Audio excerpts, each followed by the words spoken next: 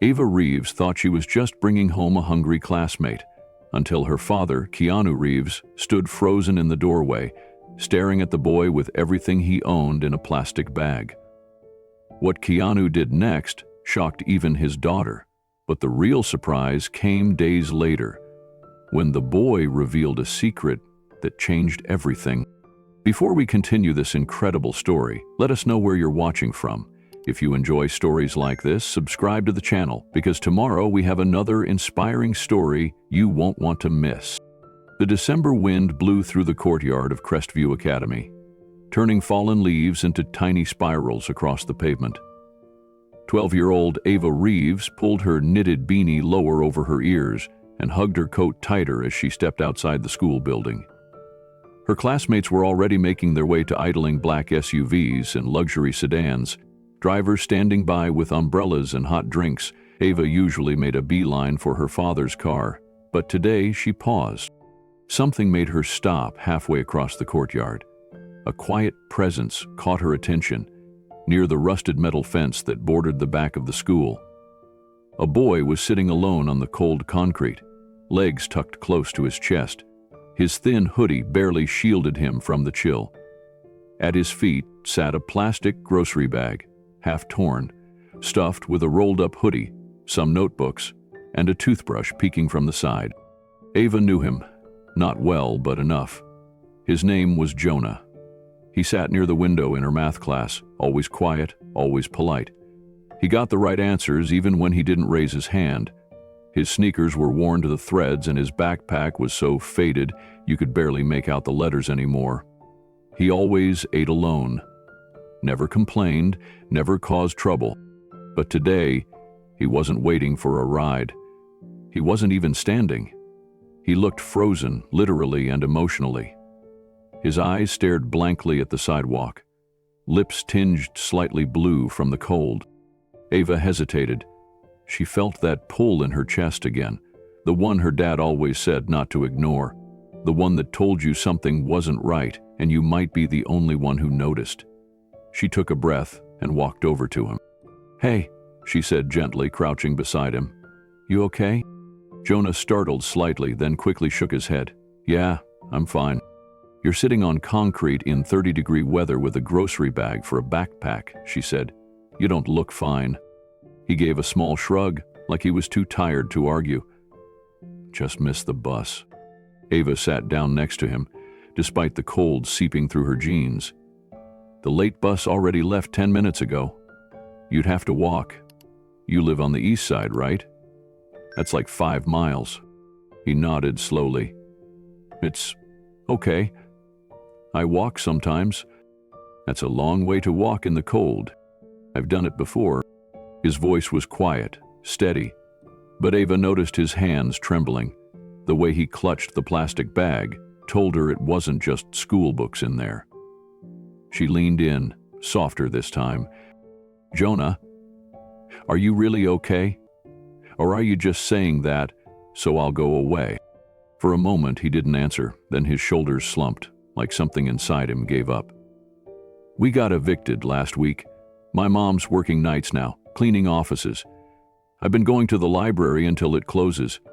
Then I wait outside until she gets off." Ava blinked, stunned. "You don't have a place to stay?" He shook his head again. "Just some places. Sometimes a shelter, sometimes we sleep in the car, when it's safe."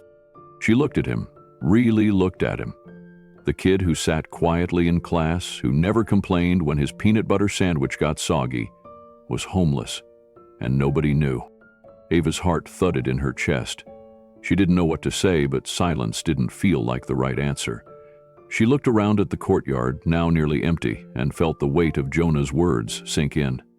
The idea of sitting outside all night, in freezing weather, waiting for a parent who worked past midnight, it made her stomach twist. "Jonah, you can't sit outside tonight. It's supposed to drop below freezing." "I've got layers," he mumbled, "and I was going to go to the library again." "The library closes at 6. "I know." He said it with resignation, not complaint, as if he'd accepted that life just worked that way now. Ava stood up and brushed her hands on her coat. "You're coming home with me." Jonah looked up, startled. "What?" "I said you're coming home with me. You can stay for dinner, stay warm, maybe overnight, if it's okay with my dad." Jonah's eyes widened. "Your dad's?" "Keanu Reeves." She rolled her eyes. "Yeah, but he's also just my dad, and trust me, he's way more normal than people think." "Can't," Jonah said quickly. "You don't understand. He's famous. He probably doesn't want some kid with a plastic bag showing up at his house." "He's not like that," Ava insisted. "He's the one who taught me to notice people, to help when you can." Jonah stood slowly, brushing his hands together. "Even if he's cool with it, I don't want to be a problem." "You're not a problem," Ava said, her voice firm. "You're my classmate. You're smart. You build stuff in art class that nobody else understands. You're not just some kid with a plastic bag." He glanced down at the bag. "It's all I've got." She took a breath. "Well, maybe it's time you had more. Just for a night. Just until your mom finishes her shift. You can warm up, eat real food, and sleep somewhere safe. No pressure, just come with me." Jonah looked around. The sky was getting darker. He knew the library lights would be shutting off soon, the bus station would be full, and the wind was already cutting through his jacket. Finally, he gave a tiny nod. "Okay, but only for dinner. If your dad says I have to leave, I'll go." Ava smiled and reached out her hand. "Deal." As they crossed the parking lot toward the waiting black SUV, Ava's driver, Paul, looked surprised to see the extra guest. But he said nothing, just opened the door. "This is Jonah," Ava said confidently. "He's riding with us." Jonah slid into the leather seat and clutched his bag to his chest. As the engine purred to life and the car pulled away from the curb, he stared out the window in silence, unsure of what awaited him, but already feeling something he hadn't felt in weeks. Help. The car ride was quiet, but not tense.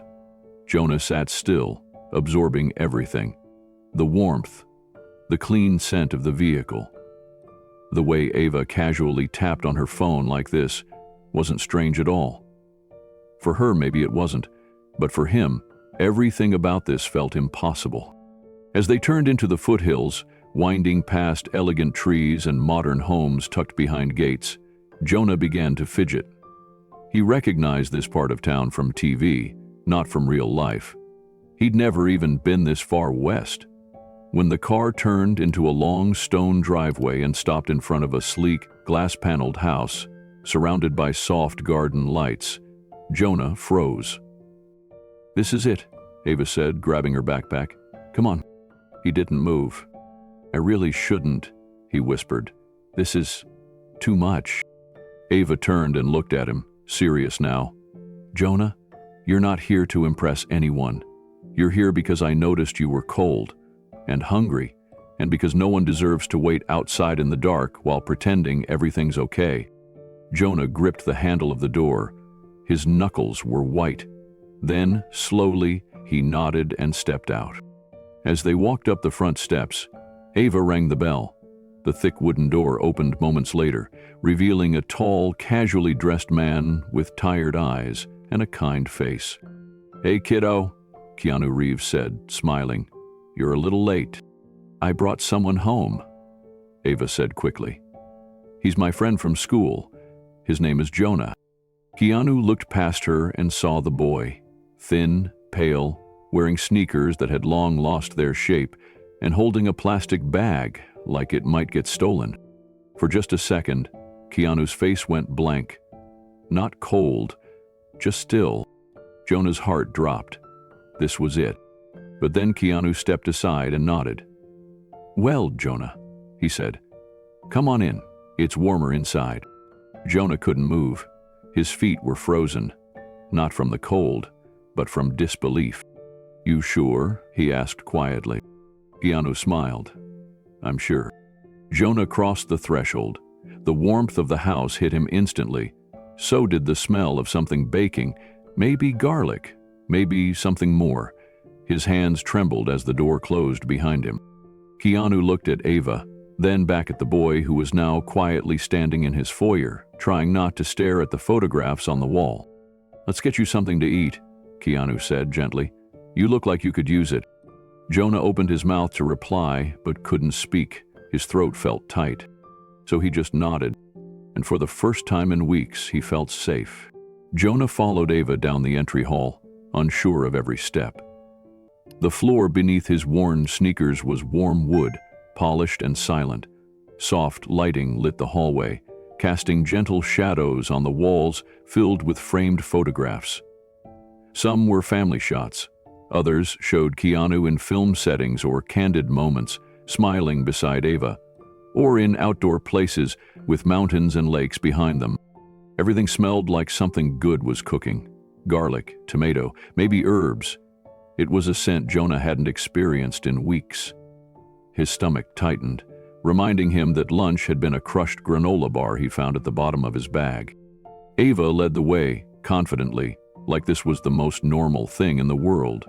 Jonah felt like he was floating, unable to connect to the moment. His eyes scanned everything, the stairs, the books on a shelf, the modern fireplace, and his heart pounded with each new discovery. It was beautiful, but it didn't feel like a place someone like him belonged. He gripped the plastic bag tighter. Keanu came into view from around the corner. He was wearing a simple gray hoodie and jeans, barefoot, a kitchen towel over one shoulder. He looked normal. Tired, maybe, but kind. His dark hair was pushed back casually, and his voice was warm when he spoke. "So, you're Jonah," he said, walking up slowly. "Ava told me you're in the same class." Jonah nodded, eyes on the floor. "Yes, sir." "You don't have to call me sir," Keanu said with a small chuckle. "Just Keanu is fine." "Okay." There was a short pause. Keanu looked at Ava, then gently back at Jonah, his gaze never sharp or probing, just soft. "You hungry?" Jonah nodded slowly. "Good. Dinner's almost ready. Ava, why don't you show Jonah where he can wash up?" "Come on," Ava said, already heading down a side hallway. "There's a bathroom over here." Jonah followed her and closed the door behind him. Alone, he looked at himself in the mirror. His hair was flat, his face pale. The sleeves of his hoodie were fraying, and there was a faint stain on the hem from a meal 2 days ago. He scrubbed his hands hard with soap, then splashed water on his face and dried off with the softest towel he'd ever touched. He took a deep breath. This wasn't a shelter. It wasn't the library. This was someone's home. And not just someone, it was Keanu Reeves's home. He stepped back into the hallway, trying to walk softly. He found Ava waiting near the kitchen. "Come on," she said, nodding him toward the dining room. "It's just us tonight." The thought both comforted and terrified him. The dining room was beautiful but not flashy. There was a long wooden table with 4 chairs, a simple white runner down the middle, and a bowl of fresh fruit sitting at one end. Plates were already set. There was a warmth in the space that made it feel lived in, not staged. Jonah lingered near the doorway until Keanu waved him over. "Sit anywhere," Keanu said. Jonah slipped into the chair closest to the wall. He still clutched his bag and placed it carefully beside his feet, within reach. Ava sat across from him, grinning slightly. She could tell he was nervous, but she didn't say anything. Instead, she leaned back and watched as her dad brought in a pan of steaming pasta and a dish of salad with garlic bread on a wooden tray. "It's not gourmet," Keanu said, placing the dishes down. "But I didn't burn it this time." Ava laughed. "He once set fire to a grilled cheese sandwich." "True," Keanu admitted. "I've learned to stick to pasta." Jonah smiled faintly. "Glad to see that one got a laugh," Keanu said, catching the small expression. "Go ahead, dig in. You don't have to wait for me." Jonah hesitated, then reached for the salad tongs. He served himself a small portion, not wanting to seem greedy. But when he bit into the garlic bread, something inside him relaxed. The warmth, the flavor, the feeling of not being rushed or watched. It was more than just food. Keanu took his seat, served himself, and asked gently, "So, Ava says you like to build things." Jonah looked up, surprised. Yeah. Mostly just little stuff. I don't have real tools." "What kind of stuff?" "I made a solar phone charger from old calculator panels. And once I took apart a broken hairdryer to turn it into a mini heater." Keanu looked impressed. "That's pretty cool." "It didn't work right at first," Jonah added quickly, embarrassed. "It melted a sock." "Well, that's how we learn," Keanu said with a smile. "Trial and error." Jonah blinked. No one had ever talked to him like that before. Like his experiments mattered, like they were more than just a kid tinkering with junk. Dinner passed in a quiet, comforting rhythm. Ava chatted about school, about her science project, about how she and Jonah had once accidentally set off the classroom smoke alarm with a baking soda volcano. Jonah began to relax. He even offered a few comments. The fear that had wrapped itself around him began to loosen. When dinner was done, Keanu stood and started gathering plates. Jonah stood too. "I can help," he said quickly. "You're a guest." "I don't mind. Please." Keanu paused, looked him in the eyes, and nodded. "All right. Thank you." It wasn't just the words, it was the way he said them, with respect. Jonah followed him to the sink, quietly grateful. They stood side by side, rinsing and drying dishes. Jonah handed each one carefully to Keanu, trying not to drop anything. The silence between them wasn't uncomfortable. It felt calm, safe. Keanu noticed how meticulous Jonah was, how he wiped even the edges of each plate. It didn't go unnoticed. "You help out a lot at home?" Keanu asked. Jonah nodded. "Yeah. My mom works late. I make dinner when we have a kitchen. Clean up. Try to stay out of the way." Keanu didn't press. "That's a big responsibility." "She works hard," Jonah said. "She got sick last year. Then we fell behind on rent. Now we're trying to catch up." Keanu turned off the water, dried his hands, and leaned against the counter. "I'm sorry to hear that, Jonah." Jonah shrugged. "It's okay, we're just getting through it." Keanu didn't offer cliches or empty comfort, he just nodded. "If there's anything you need while you're here, you let me know. All right?" Jonah looked at him, really looked at him. "Why are you being so nice?" Keanu tilted his head. "Because my daughter brought home someone who looked like he needed a little kindness. And because I've been where you are. Maybe not in the same way, but I know what it's like to struggle. I had people help me when they didn't have to." Jonah blinked fast, his throat tight. "Okay," he whispered. Keanu smiled again. "Good.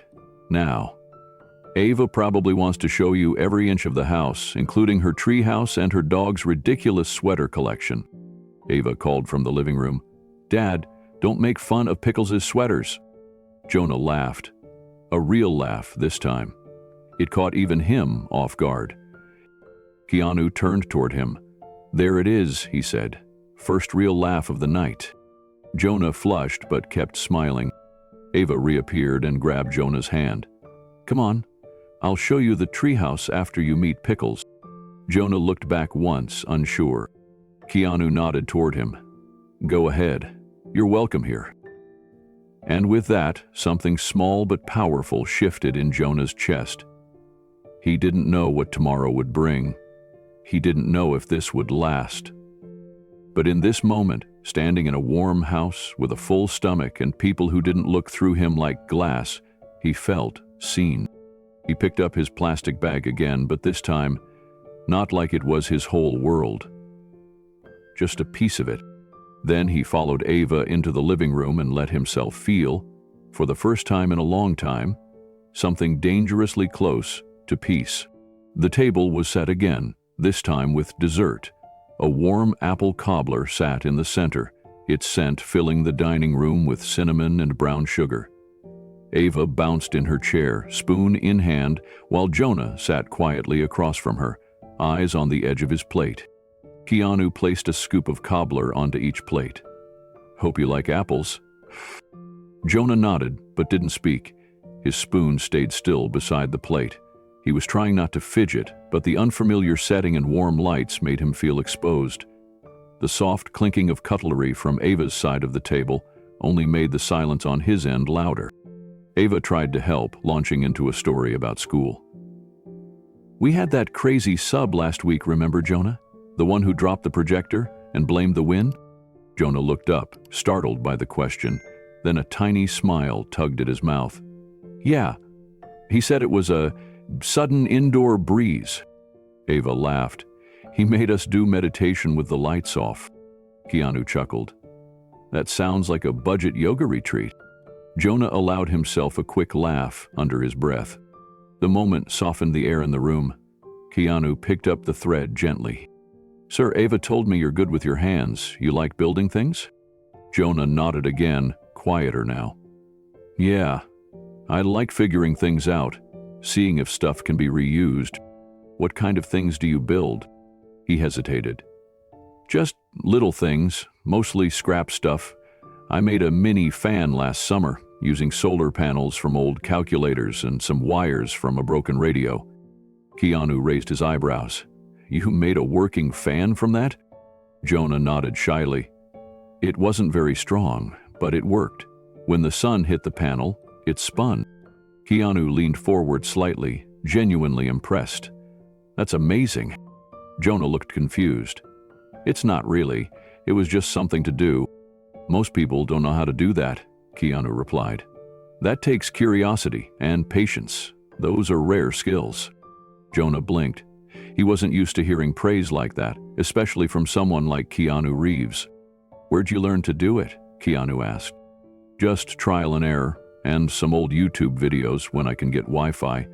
I like watching those fix-it guys. They take broken fans or lights and make them work again. I try to copy them when I can find spare stuff." Ava looked impressed. "That's way cooler than my volcano that exploded on the ceiling." "It was pretty cool," Jonah said, a little more confidently this time. Keanu smiled at both of them. "Well, we might need you around next time the heater acts up." Jonah smiled, this time without hiding it. Just a little. For the first time in a long time, he felt like maybe, just maybe, he wasn't a problem to be solved. He was someone worth listening to. The cobbler sat half-eaten on Jonah's plate, but he was no longer focused on it. His nerves were settling, slowly but surely. Keanu had a way of speaking that made him feel like he wasn't being interrogated or judged. It wasn't small talk. It was genuine interest. Ava, sensing the shift, leaned in. "Tell my dad about that thing you made with the flashlight, the one that lit up your mom's car when the battery died." Jonah looked startled. "You remember that?" "Yeah," she said. "You told me you took parts from 2 broken flashlights and used them to make a temporary light." Jonah nodded. "We didn't have jumper cables, and the inside light wasn't working. I used some copper wire, 1 working bulb, and a few AA batteries I found behind the seat."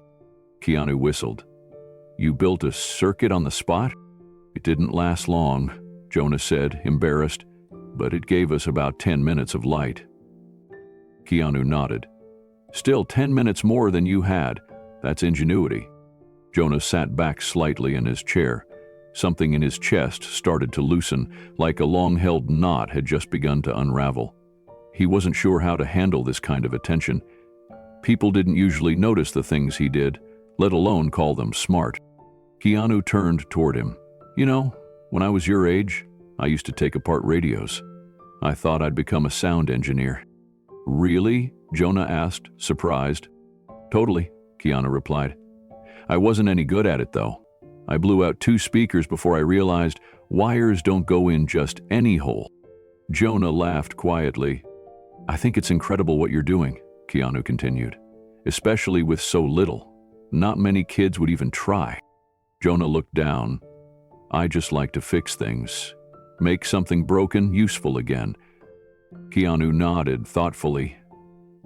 "That's a good way to live." There was a silence then. not awkward but comfortable. Ava kicked her legs under the table, finishing her last bite of cobbler. Jonah finally picked up his spoon and took a bite. His eyes widened. "This is really good," he said. Keanu smiled. "Family recipe. My mom used to make it." Jonah nodded appreciatively. "Tastes like something from before." He didn't explain. He didn't have to. Keanu looked at him gently. "Well, you're welcome to have seconds. Or thirds. This is a no-judgment zone." Jonah nodded, helping himself to another small scoop. The light from the hanging lamp above the table cast a golden glow over everything. For a few moments, the dining room didn't feel like part of a celebrity's home. It felt like somewhere you could just be. No pressure, no pretending, just warmth. And as Jonah ate, a smile spread slowly across his face. Not forced, not uncertain, real. After dinner, Keanu poured 3 glasses of sparkling water, and they sat for a while longer. The conversation flowed more easily now. Ava talked about her science project and how she wanted to build a robot dog. Jonah even offered a few tips on how she might get the legs to move using recycled toy motors. Keanu listened, sipping slowly, watching how the 2 kids interacted. Jonah wasn't loud, but he was focused, intent, thoughtful. He didn't speak unless he had something meaningful to say, but when he did, it always added something of value. "You know," Keanu said gently, "a lot of the best inventors started out by fixing what others thought was junk." Jonah looked at him. "You remind me of that. You see purpose in broken things." Jonah absorbed the words carefully. He'd heard his mother say similar things once, on a night when she was still smiling and hopeful. That memory felt far away now, but here, in this room, it floated back. "Thanks," he said quietly.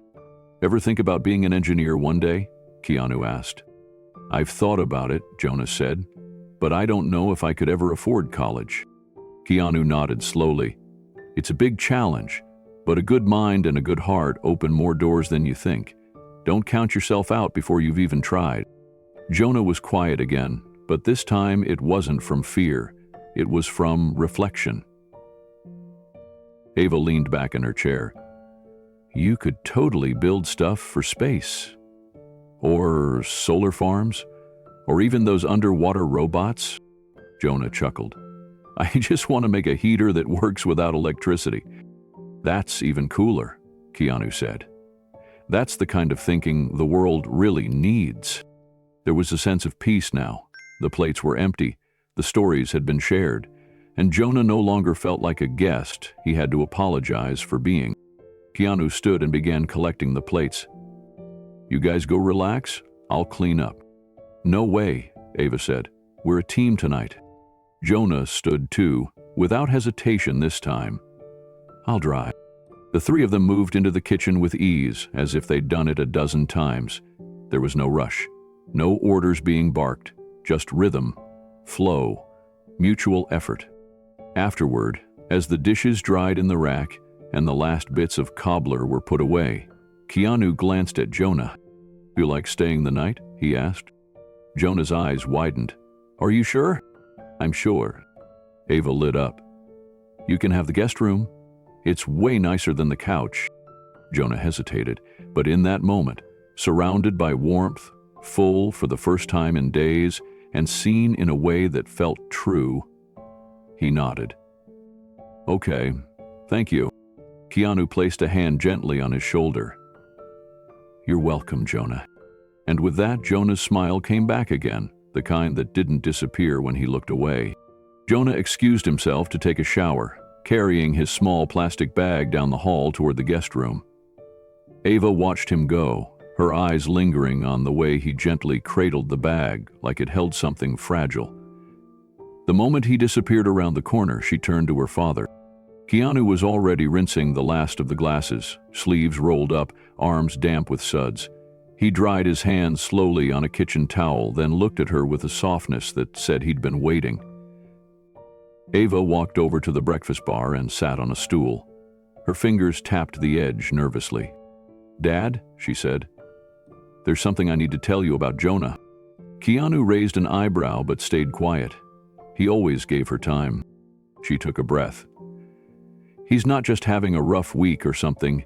He's been homeless for a while." Keanu's face didn't change. "The woman." "I mean, not just couch surfing, he and his mom. They've been sleeping in shelters or at the 24-hour library downtown when they run out of nights." Keanu set the towel down slowly. "Temmie lost their apartment months ago," Ava continued. "She got sick. He told me she used to clean houses, but the job's dried up. Now she's working night shifts when she can find them. He said sometimes he walks with her to stay awake until sunrise. Then she drops him at school." Keanu leaned against the counter, arms crossed.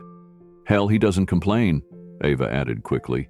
"He doesn't ask for help, but he hasn't been sleeping much. I think he's scared people at school will find out." Keanu's expression remained unreadable. He didn't speak right away.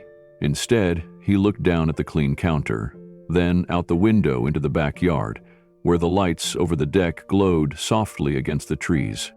"You're saying he's been doing all this, going to school, keeping up his grades, staying kind, while living in shelters?" Ava nodded. Keanu let out a slow breath. "I couldn't just let him sit out there alone, Dad," she said, her voice cracking now. "He was freezing. His hands were red, and he looked like he was about to cry." Keanu looked at her.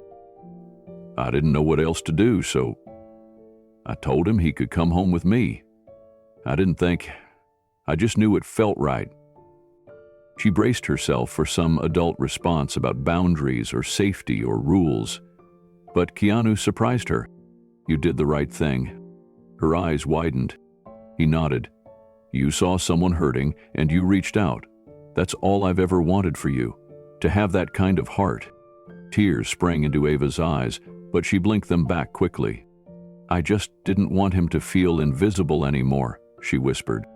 Keanu stepped over and gently touched her shoulder. "Helm?" he said. "Not while he's here."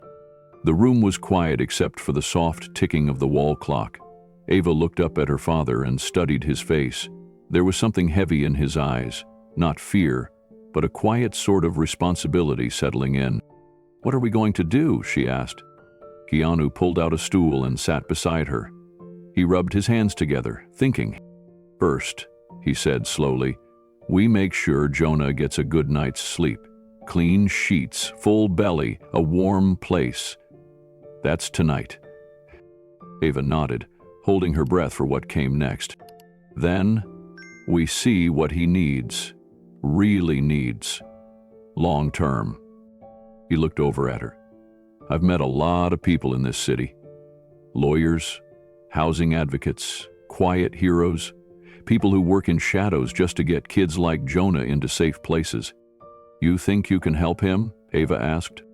"I know I can try," Keanu said, "and sometimes that's enough to start something."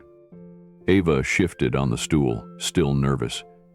"But what if Jonah doesn't want help? What if he thinks it's charity?" Keanu smiled gently.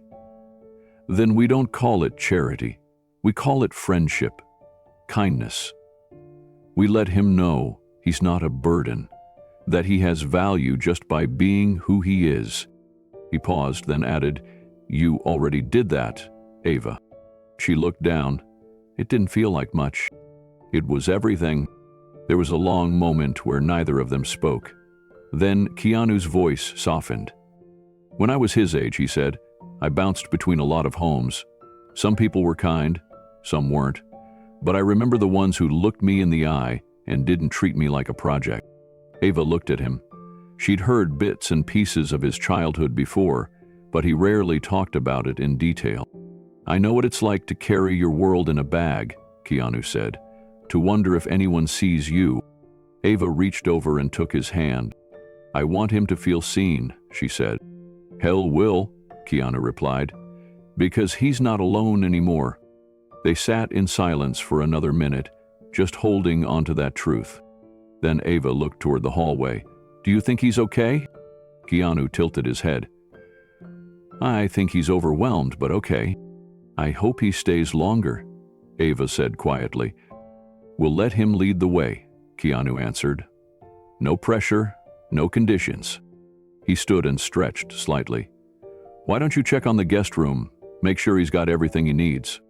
Ava slid off the stool. Okay. She took a few steps, then turned back. Thank you for not being mad. Keanu smiled. You gave someone hope. There's nothing in the world to be mad about.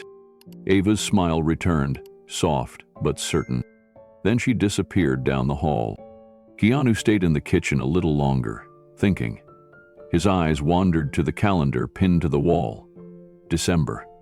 So close to the holidays, and yet Jonah had been drifting through this cold city unnoticed, like a ghost. He leaned against the counter and let the weight of it settle. How many Jonahs were out there?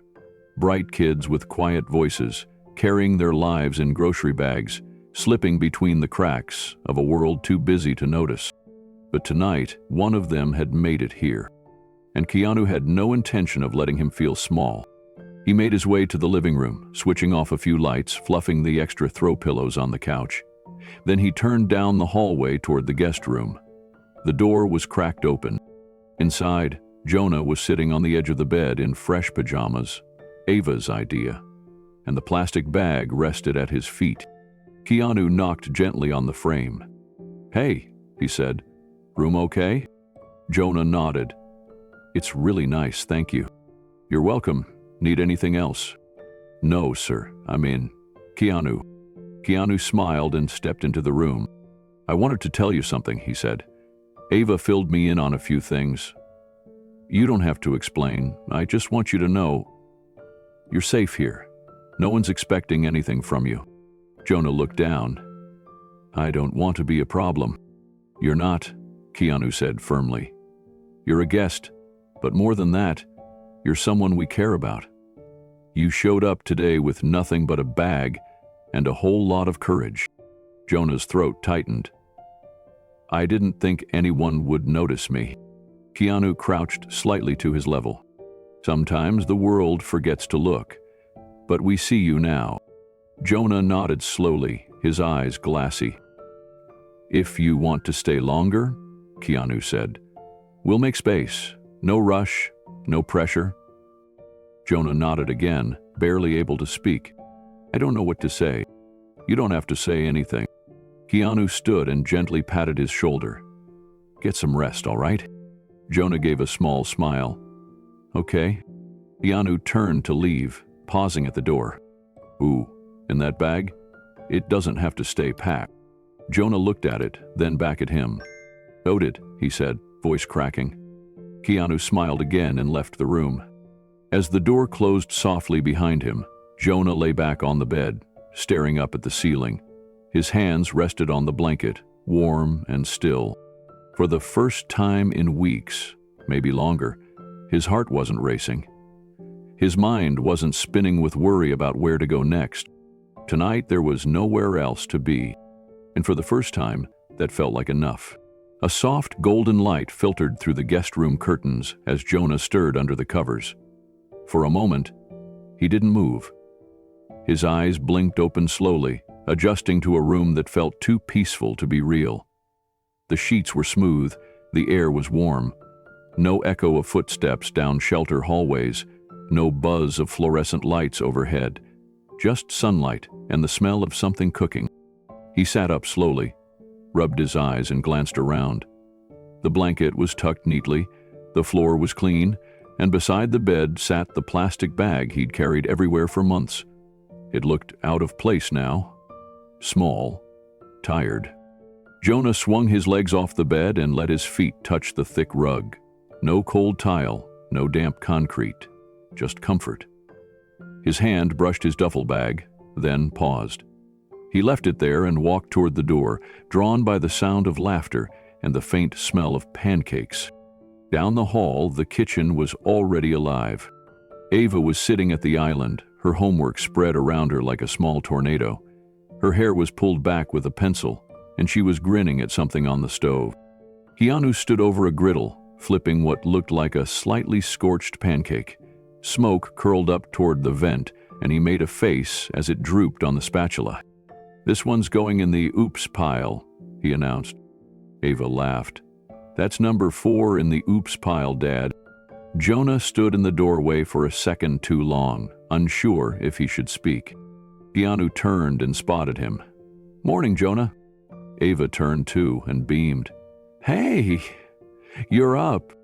Jonah gave a small wave. "Yeah, sorry. I didn't know if I should—" "You're part of breakfast now," Keanu said, waving him in. "Grab a seat before I burn the whole batch." Jonah walked into the kitchen and sat on one of the stools, still unsure whether this was all real. Ava slid a plate toward him. "Dad's experimenting with shapes. That one was supposed to be a heart." "It's more of a potato," Keanu added. Jonah smiled. "I like potatoes." The mood was light, easy. Keanu flipped another pancake, this one a little less burnt, and set it on Jonah's plate. "You hungry?" Jonah nodded. "Yeah, thanks." Ava pushed a small bottle of syrup his way. "No judgment here. I use half the bottle every time." Jonah hesitated, then poured carefully. The first bite hit like warmth from the inside. He closed his eyes for a second without meaning to. Keanu watched him. "Good." Jonah nodded. "Really good." He hadn't had pancakes in months. Not warm ones, not ones that made him feel like he belonged somewhere. And here, in this sunlit kitchen, with 2 people who made room for him, it didn't feel like he was just passing through. It felt like morning. Finally, Keanu tossed another pancake onto the plate and wiped his hands on a towel. "Okay, I give up. I'm officially outmatched by flour and a frying pan." Jonah set down his fork. "Do you want help?" Keanu looked surprised. "You cook?" "A little," Jonah said. "My mom showed me how to make things stretch. Pancakes were one of the first." Keanu grinned and handed over the spatula. "All yours, Chef Jonah." Jonah moved around the stove like he belonged there. He adjusted the heat first, then poured batter into cleaner, tighter circles. He waited just the right amount of time before flipping each one, watching the edges bubble before turning them perfectly golden. Keanu raised his eyebrows. "Well, this is humbling." Ava leaned forward, watching. "Jonah, these look amazing." He gave a small shrug. "It's just practice." "But you're good at it," she insisted. Jonah smiled slightly, flipping the last one and stacking them on a fresh plate. "You want one?" "Please," Ava said, holding out her plate like it was an honor. Keanu took one too and took a bite. "This is way better than my potato-shaped disaster." Jonah chuckled. "It's all about timing." And butter. They all sat down again, plates full, kitchen warm with smells and sunlight. For the first time, Jonah didn't feel like he was intruding. He felt like he was participating. Ava asked him about his favorite meals, and Jonah told her about a stew his mom used to make with canned beans and leftover vegetables. She called it magic soup, said you could throw anything in and make it work. "I like that," Keanu said. "Sounds like a recipe for life." Jonah looked thoughtful. "She used to say, just because it's broken doesn't mean it's useless. Sometimes broken things know more about healing than perfect ones." Keanu's eyes met his for a moment. There was something heavy and understanding there, a recognition. "You've got a wise mom," Keanu said. Jonah nodded. "She tries. It's just been hard lately." "We're glad you're here," Keanu said, "and you're welcome to stay as long as you need." Jonah looked down at his plate, the words catching somewhere in his throat. "Thank you," he said, barely above a whisper. Keanu nodded. "You're doing great. Just keep being you." Ava grinned. "And maybe keep making pancakes." Jonah smiled again, this time bigger. The morning passed slowly, like a calm current. They cleared dishes together, trading jokes about syrup stains and who used more butter. Jonah offered to take out the trash without being asked. He moved around the kitchen like someone who knew how to care for a space, not just survive in it. Keanu watched him quietly, thinking about how quickly some kids learn responsibility because life never gave them the option to be carefree. He was seeing something in Jonah, a rhythm, a heart, and it fit, surprisingly well. After breakfast, Keanu stepped outside to make a few calls, while Ava showed Jonah the family's garden. The yard was small but filled with raised beds of herbs and vegetables, all carefully tended. Jonah crouched beside a basil plant and gently touched one of the leaves. "This is cool," he said. "You grow all this?" Ava nodded. "Well, we try. The tomatoes always win, the carrots not so much." Jonah smiled. "It's peaceful out here." They walked the narrow path along the fence, the morning sun casting dappled light through the trees. Ava picked a small sprig of mint and handed it to Jonah. "Smell that." He sniffed and nodded. "Wow, that's fresh." She leaned back against the fence, arms folded. "I'm glad you're here, you know." Jonah looked at her. Yeah. He looked down. I didn't think it would feel this easy, being here." "It's not always easy," Ava said, "but it is safe and real." Jonah nodded slowly, eyes on the garden. "It feels like a dream." "Well," Ava grinned, "then let's not wake up." Inside, Keanu returned from his call and stood at the back door, watching them. He saw the ease in Jonah's movements, the way he didn't flinch or rush. He moved like someone finally breathing. Later, they all returned inside. Jonah offered to sweep the kitchen. Keanu handed him the broom and watched as he carefully worked his way through the corners. It wasn't a chore, it was a habit, a small ritual of care. "You like keeping things neat?" Keanu asked. Jonah nodded. "It helps me think." Keanu nodded. "It shows." They settled in the living room after that, Ava working on a puzzle, Jonah sketching quietly in a notebook he pulled from the plastic bag. He drew lines, gears, little designs for machines that probably didn't exist yet, but might someday. Keanu watched from the couch, quietly sipping tea. He saw something powerful in the ordinary, in the way Jonah folded into the flow of the day without resistance. Not because he was trying to impress, but because this was who he was. Helpful, focused, kind. A kid used to doing without, but still giving his all.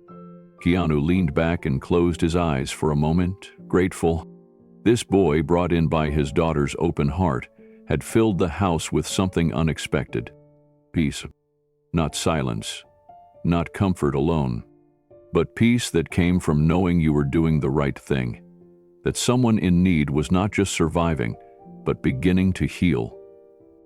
And as Jonah erased a line on his paper and started again, Keanu thought to himself, sometimes the smallest moments tell you the biggest truths. And this one said everything. Later that afternoon, as sunlight drifted through the backyard trees and cast golden rays across the house, Keanu stood at the edge of the hallway, watching Jonah quietly sketching another invention in his notebook. He noticed the focus in the boy's eyes, the calm stillness that came when he was working with his hands or planning something mechanical. Keanu cleared his throat softly. "Hey, Jonah?" Jonah looked up, a little startled. "You ever seen a workshop before?" Jonah blinked, then shook his head. "Only on YouTube. Some of the tech guys I follow show theirs, but I've never actually been in one." Keanu nodded. "Come with me. I want to show you something." He led Jonah down a small flight of stairs at the back of the house to a door most visitors never saw. Behind it was Keanu's personal workshop, part garage, part studio, part memory vault. He opened the door, flicked on the lights, and let Jonah walk in first. The room felt alive. Tables lined the walls covered with tools, wires, gadgets in half-assembled stages. In one corner sat an old motorcycle frame with parts arranged on mats nearby. Shelves overflowed with boxes, labeled with things like resistors, bike chains, and speakers. Jonah stopped in the middle of the room, his eyes wide with wonder. "This is all yours?" he asked, voice barely above a whisper. Keanu smiled. "Yeah, it's my therapy space." Jonah took a few steps closer to a workbench covered in circuitry and small boards. "You build all this?" "Some of it. Keanu said. Some of it I just tinker with when I'm stuck in my head. You ever mess with electronics? Jonah turned and gave a small, shy nod. A little. I like learning how stuff works. Keanu walked to a shelf and pulled down a small wooden box. Inside was a damaged Bluetooth speaker, cracked along one side with wires dangling from the back. This thing's been dead for a while. I tried fixing it, gave up. But something tells me you might see it differently. He handed it to Jonah, who turned it in his hands, studying the damage. Can I try? Jonah asked. That's why I brought you down here, Keanu said. You've got the tools. Let's see what your hands know. Jonah set the speaker on the main work table and carefully opened it further. He handled the internals with surprising delicacy for someone his age. Keanu watched from a few feet away, fascinated by Jonah's concentration. He didn't rush. He examined the solder joints, the power feed, the loose wire. Then, like it was second nature, Jonah picked up a soldering iron from the rack. Jonah plugged in the soldering iron and waited for it to heat. While it warmed, he tested a few connections with a multimeter Keanu had mounted to the table. He murmured to himself under his breath, like he was solving a puzzle no one else could see. Keanu leaned against the back wall, arms crossed, watching every move. You've really done this before? He asked. Jonah nodded slightly. There was a tech cart at my old school. They let us mess with old parts if we finished our work early. He picked up a wire, trimmed the ends, and twisted it carefully. When the iron was hot enough, he touched it to the board and made a clean, confident connection. Then another. And another. Keanu was stunned, not because Jonah knew what to do, but because he moved with a calm precision that people twice his age struggled to find. After 10 minutes of focused repair, Jonah reached for a USB cord, connected it to the board, and plugged it into a wall socket. A blue light blinked to life on the speaker. Jonah pressed the power button. The speaker chimed, and a soft buzz of Bluetooth activation played from within. Keanu let out a low whistle. You've got to be kidding me. Jonah smiled, proud but still modest. It wasn't broken, just disconnected. Keanu laughed. That's a lesson right there. He walked over and clapped Jonah gently on the shoulder. You didn't just fix that, you gave it another shot when most people would have tossed it. Jonah looked down at the speaker, then at his hands. I like fixing things. I like making them work again. Well, Keanu said, this whole room is your playground now. You're welcome here any time. Jonah's eyes widened. Really? Keanu nodded. Absolutely. I'd be lucky to have you down here. Might finally get through some of those unfinished projects. Jonah looked around again, this time with more confidence. Do you ever build your own stuff, like inventions? Sometimes, Keanu said. Mostly for fun. Little gadgets. Stuff I wish existed when I was a kid. Jonah opened his notebook and flipped to a page. He showed Keanu a drawing. A compact air filter system made from salvaged fans and a soda bottle. I was working on this at the shelter. We couldn't sleep some nights because of the air. I thought maybe something like this could help. Keanu stared at the sketch for a long moment. You know, he said, with the right tools, I think this could actually work. Jonah blinked. You think so? I do, Keanu said. And if you're up for it, maybe we could build it together. Jonah hesitated for a moment, staring down at his sketch. Then he nodded, his voice quiet but steady. Yeah, I'd really like that. Keanu smiled. Good. We'll start small. Maybe test it on one of the filters I've got lying around. I'll help where I can, but this is your vision. Jonah looked up at him with a mix of surprise and gratitude. No one's ever said that to me before. Said what? That something was mine, that my idea mattered. Keanu's expression softened. Well, it does. You do. Jonah looked around the workshop again. Every tool, every gadget, every piece of potential. It wasn't just a space filled with equipment. It was a space that believed in possibility. And now, somehow, it believed in him. Keanu pulled out a drawer and handed Jonah a small toolkit. "This is yours while you're here. If we're going to build something, you'll need your own set." Jonah ran his fingers over the smooth metal case. "Thank you," Keanu chuckled. "Don't thank me yet. Wait until you see how stubborn wiring can be." They both laughed. That evening, as the sun dipped low and bathed the workshop in orange light, Jonah kept working. He didn't want to leave. The walls around him weren't just plaster and shelves. They were something sacred, a place where he was safe, capable, and allowed to dream. He soldered another connection, then paused to look at his notebook again. Keanu stood nearby, now organizing wires and setting up a safe place for their upcoming project. The workshop had taken on new life, not just because something had been repaired, but because something had been recognized. Jonah wasn't just a homeless boy anymore. He was a builder, a thinker, a kid with ideas that mattered, and Keanu saw it. Later that night, as they locked up the workshop and walked back into the house, Keanu placed a hand on Jonah's shoulder. "I know this doesn't fix everything," he said, "but it's a start." Jonah looked up at him and nodded. "It's more than I ever thought I'd get." They stepped back into the warmth of the house, where Ava had already set the table for dinner. Jonah glanced back once more at the closed workshop door. Tomorrow, he'd build again. But tonight, he would eat with people who saw him not as a burden, but as a boy with a future. The night settled in softly around the house, the warmth of dinner still lingering in the kitchen. Ava had gone to bed, and Jonah was quietly packing up his sketchbook from the dining table. He looked tired but peaceful, calmer than Keanu had seen him all day. Keanu walked over and gently rested a hand on the back of Jonah's chair. "Hey," he said in a soft voice, "you should probably let your mom know you're okay." Jonah's face shifted, eyes widened, shoulders stiffened. Keanu knelt slightly to meet him at eye level. "You don't have to say much.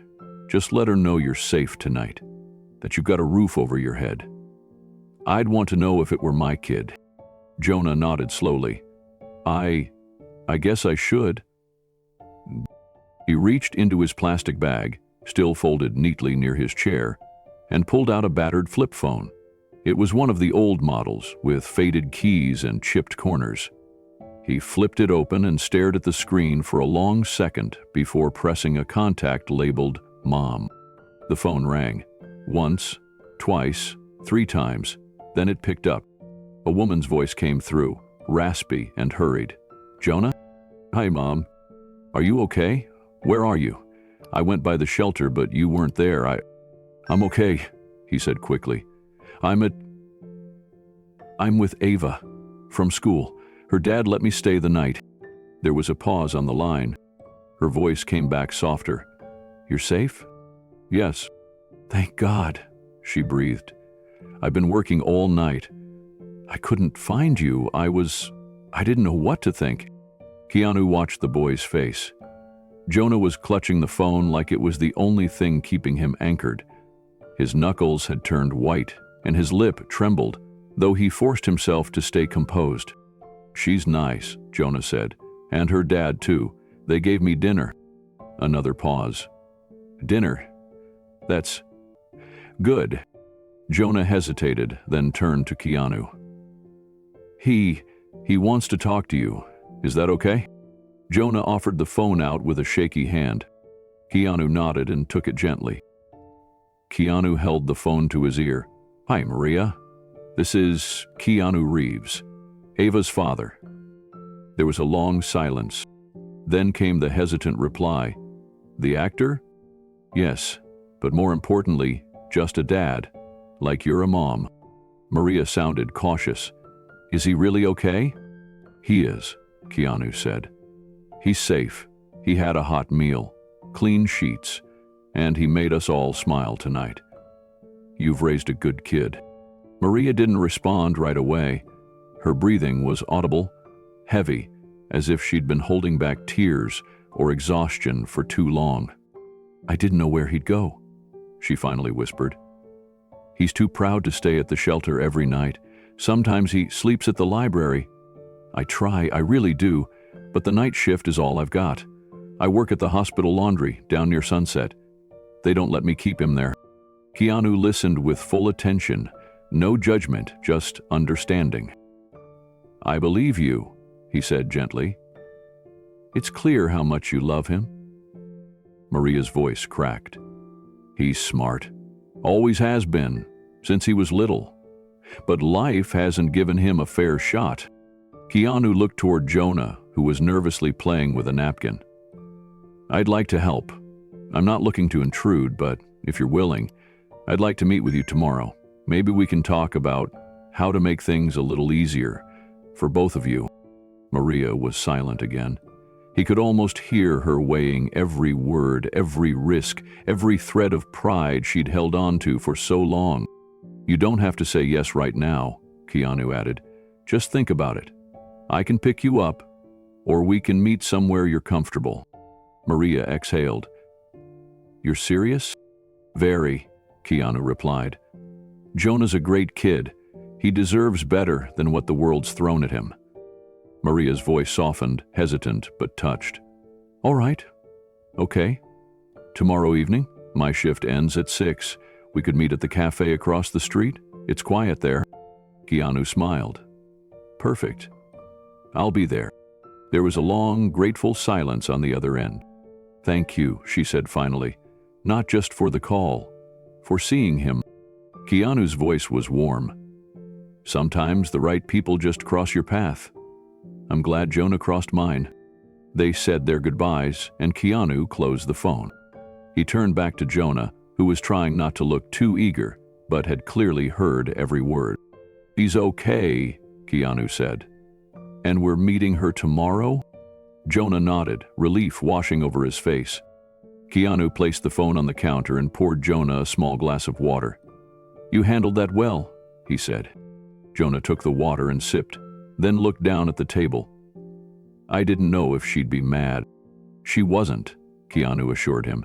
"She sounded relieved, tired, yeah, but mostly grateful." Jonah let out a shaky breath. "Sometimes I think I'm making things harder for her. I don't mean to." Keanu sat beside him. "You're not. You're doing the best you can, and so is she. That's all anyone can ask." Jonah nodded, then paused. "You think she'll really come tomorrow?" "I do," Keanu said. "And I think she'll be glad she did." There was something quiet and profound in that moment. Two people from completely different worlds sitting at a kitchen counter, bound not by fame or wealth, but by something far more universal: the instinct to protect, to care, to hope. Later that night, after Jonah had gone to bed, Keanu stepped out onto the back porch. The stars above Los Angeles were faint but steady. He leaned on the railing, thinking about the conversation. About Maria. About the countless parents just like her, fighting silently in the shadows of a city that never stopped moving. He thought about Jonah's hands, steady over the soldering iron. About the light in his eyes when the speaker had come to life. Something about this felt different. This wasn't charity. This was personal. The next day would matter. And not just to Jonah. When morning came, Ava was already dressed, chattering excitedly about a science fair coming up at school. Jonah sat beside her, more relaxed than ever, helping her brainstorm ideas. Keanu watched them from the kitchen, sipping his coffee. It felt like a home. And tonight, they would meet the woman who'd raised the boy sitting at their table. That meeting would shape everything that came next. But for now, Keanu just took in the moment. A house filled with warmth, laughter, potential, and the start of something bigger than he ever expected. Keanu arrived early at the quiet cafe across from the hospital. It was small, tucked between a laundromat and a pharmacy, with a faded awning and handwritten chalkboard menu outside. He chose a corner booth near the window and ordered 2 cups of tea, one chamomile, one plain black. He didn't know what she'd prefer, but it felt thoughtful to offer both. At exactly 6:07 p.m., Maria stepped inside. She wasn't what Keanu expected. She looked younger than he imagined, but her eyes held years of fatigue. Her dark hair was pulled into a neat bun, though several strands had escaped. Her uniform, hospital scrubs, with a faded badge, hung slightly loose from too many shifts and too little rest. But she walked with composure, with dignity. Her shoulders were square, even if her steps were heavy. When she spotted Keanu, she hesitated just a second, then approached. "You didn't have to wait," she said. "I wanted to," Keanu replied, standing to greet her. "I'm glad you came." Maria sat across from him, folding her hands in her lap. "Thank you for everything last night. I know Jonah probably didn't ask first. He just shows up sometimes, thinks it's easier to ask forgiveness than permission." Keanu smiled gently. "You raised a respectful, thoughtful kid. You don't owe me any apologies." Her eyes softened, but she held firm. Still, he shouldn't have imposed. He didn't. He was invited. Ava insisted. She told me he was sleeping in library corners and shelters. That wasn't easy to hear. Maria glanced down at the table. "I try not to let it happen, but sometimes I can't get off work, or the shelters are full, or it's just not safe." Keanu pushed the chamomile tea toward her, offering it without a word. She accepted it with a quiet thank you and blew on the steam. "I never planned for any of this," she said, her voice low. "We used to have an apartment near Koreatown, tiny but clean. Jonah had his own corner to draw and tinker. Then I got sick, missed work, got behind on rent. And once you fall behind in this city, you fall fast," Keanu said quietly. Maria nodded. "Landlord gave us 10 days notice, that was it. I sold what I could, we moved into my car for a while, then the battery died. After that, it was just wherever we could sleep indoors without getting asked to leave." She took a sip of tea and looked away, trying to keep her voice steady. "I've tried every housing program. Most have waiting lists. Some don't allow kids past curfew. I don't have family here. It's just us." Keanu listened silently, his expression full of empathy but free from pity. Jonah had said so little about this, and now, hearing the weight behind his quiet eyes, it all made sense. Maria set her cup down and clasped her hands again. "He doesn't complain. That's the hardest part. He should be mad, at me, at the world, but he never is. He just keeps going." Keanu leaned forward slightly. "That's not a sign of failure, Maria. That's a sign you raised him with strength." Her eyes shimmered, but she didn't let the tears fall. "You can't give him what he deserves," she whispered. "That's what eats me alive." Keanu paused, taking a breath. "You've given him more than most. He's kind, thoughtful. He's brilliant, by the way. He fixed one of my speakers yesterday. I've had it sitting broken for months." Smile brought a small smile to her face. "He's always been good with his hands. Since he was 5, he'd take apart radios just to figure out how they worked. Built a fan once using parts from an old toothbrush and solar-powered calculator." Keanu chuckled softly. "He told me about that." Maria stared into her tea for a long time. Then, she looked up. "I'm not looking for handouts," she said firmly. "I'm here because Jonah asked me to be. He said you wanted to help, but I won't take pity." Keanu nodded slowly. "I don't offer pity, I offer opportunity. And only if you're comfortable." "What kind of opportunity?" "I have space. Jonah's welcome to stay with us while we figure out something better. No strings, just safety, meals, support. And I'd like to help you find stable housing, quietly, through the right channels. A job connection maybe, medical support if you need it. I'm not trying to take over, just stand beside." Maria was quiet. Then her voice dropped. "I used to be a teaching assistant," she said, "before Jonah was born. I loved it. But I didn't finish my credential. Things happened, people left. And I kept working because I had to. I don't even remember the last time I dreamed of something more." Keanu's eyes didn't leave hers. "Maybe it's time to start again." Maria gave a half laugh, more out of disbelief than humor. "You make it sound easy." "I know it's not," he replied. But I also know how powerful it is when someone believes in you. I've had that gift more than once. Now I try to pass it on." She looked at him with uncertainty. But something had shifted. A door cracked open. A small light in a very dark hallway. Would it embarrass him? "Staying with someone like you?" she asked softly. Keanu shook his head. "He fits in. Not because of who I am, because of who he is." And in that moment, Maria finally let her hands relax.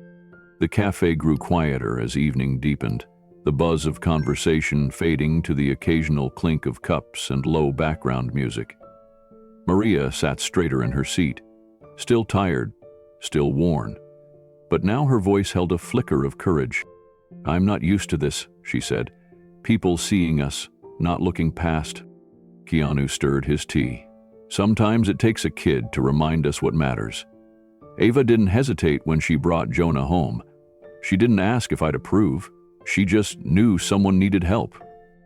Maria smiled again, smaller this time, more real. "She's a good girl." "She is," Keanu agreed. "She gets that from her mom." There was a pause. Maria looked out the window, watching headlights blur past. "You know," she said slowly, "when Jonah was little, he used to draw spaceships. All the time. He said he was going to build one big enough to take me anywhere I wanted to go." Keanu tilted his head. "Where did you want to go?" "Somewhere warm, with a kitchen that never ran out of food, and a porch swing." He smiled. "Sounds like a great place." Maria's voice turned quiet. "I used to believe we'd get there.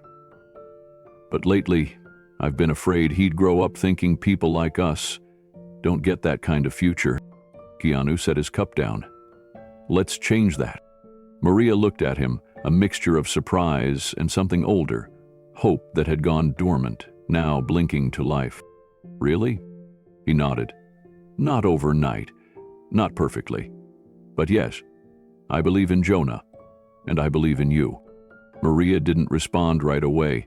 She looked at her tea, then at the man across from her, and finally out toward the darkening sky. "I want him to stay with you, just for a little while, until I can get stable again." Keanu nodded gently. "Of course. We'll make it easy for him. He'll still see you, still know you're his anchor." She exhaled, long and full. "Okay." It was a single word, but it carried the weight of sacrifice, love, and trust. Keanu stood and offered his hand. Maria rose and took it. As they stepped outside, the air was brisk, but Maria didn't shiver. For the first time in months, she walked a little taller. They crossed the street together, where Jonah waited beside Ava on a bench, the boy's eyes lighting up when he saw his mom. Maria crouched and hugged him tight. Then she looked over her shoulder at Keanu, and for a second, the three of them stood in a quiet triangle of understanding. What began as a child's act of kindness had just become something bigger, a bridge between broken pieces, and a second chance. The next morning, sunlight poured gently through the trees outside Keanu's backyard. The air still held a winter crispness, but the garden was quiet and golden. Ava sat on the back porch steps with Jonah, trading bites of banana bread. Inside, Keanu was finishing his second cup of coffee, already thinking ahead. Maria had just come out of the guest room with neatly combed hair and a pressed shirt over her scrubs. She looked well rested, for the first time in weeks. "Good morning," Keanu greeted with a soft smile. "Morning," she replied, holding her mug carefully. "Thanks again." "For everything. I'm glad you stayed. How was the guest room?" She smiled faintly. "Too nice. I forgot what it feels like to wake up warm and not in a car." Keanu nodded and motioned toward the living room. "I was hoping we could talk a little more before you head to work." Maria followed him in, settling on the edge of a leather chair, her back still a little tense. "I've been thinking," Keanu began, "about how to make this more sustainable, not just for Jonah, but for you." Maria's brows furrowed slightly. "You've already done more than enough." "Maybe," Keanu replied, "but I'm not interested in temporary patches. I want to offer you something that gives you real time to breathe, recover, and plan." She sat up straighter, her face guarded. "I'm not asking for anything," she said gently. "Please, don't feel you have to take us in." "This isn't charity," Keanu said quietly. "It's a proposition." He let the silence hang for a moment before continuing. "I have a guest house out back. It's small, but it's got everything you'd need. A kitchen, a shower, 2 bedrooms. It's been sitting empty since my cousin moved out. You and Jonah could stay there as long as you need." Maria blinked. "That's a lot." "I know, and you don't even know me." Keanu looked her in the eyes. "I know what I saw yesterday. I know the way you carry yourself, with pride, even when it's heavy. I know what kind of boy Jonah is. And he didn't become that without someone strong raising him." Maria looked down, her fingers tracing the rim of her mug. "And that's not all," Keanu added. "I could use help in my home office, just part-time, filing, organizing, some light bookkeeping. I saw on your old resume that you studied accounting before you became a teaching assistant." Maria looked up, stunned. "How did you—" "Ava found your notebook yesterday." Jonah left it on the counter. "I didn't read anything personal. Just saw the folder with credential papers and budgeting charts." Maria laughed, softly, but it was shaky. "I didn't think anyone noticed that part of me anymore." "I do," Keanu said simply. "And I think you deserve a new start." Maria sat in silence, the proposal circling in her mind. Her eyes moved from the floor to the window, where Jonah and Ava were laughing over something one of them had drawn in the dirt. That laughter, light, unburdened, pierced her like sunlight through fog. "It's hard," she finally said, "to accept kindness when the world's taught you to expect the opposite." Keanu nodded slowly. "I get that. I keep thinking it'll all disappear the moment I get comfortable, that someone will say, 'Just kidding, back to the sidewalk with you.' I'm not someone," Keanu said gently. "I'm offering something real. Not out of guilt, not out of obligation, but because it's right." Maria wiped at her eye, embarrassed. "I thought I'd never hear words like that again." Keanu leaned forward. "You're not a burden, you're brave." That sentence stopped her. Her breathing hitched. For a moment she looked like someone trying not to crumble. "I used to tell myself that," she whispered. "When I was pushing grocery carts at midnight for minimum wage. When Jonah had to miss birthday parties because we couldn't afford gifts. When we sat through cold nights in a shelter hallway with the lights on all night. I told myself I was brave.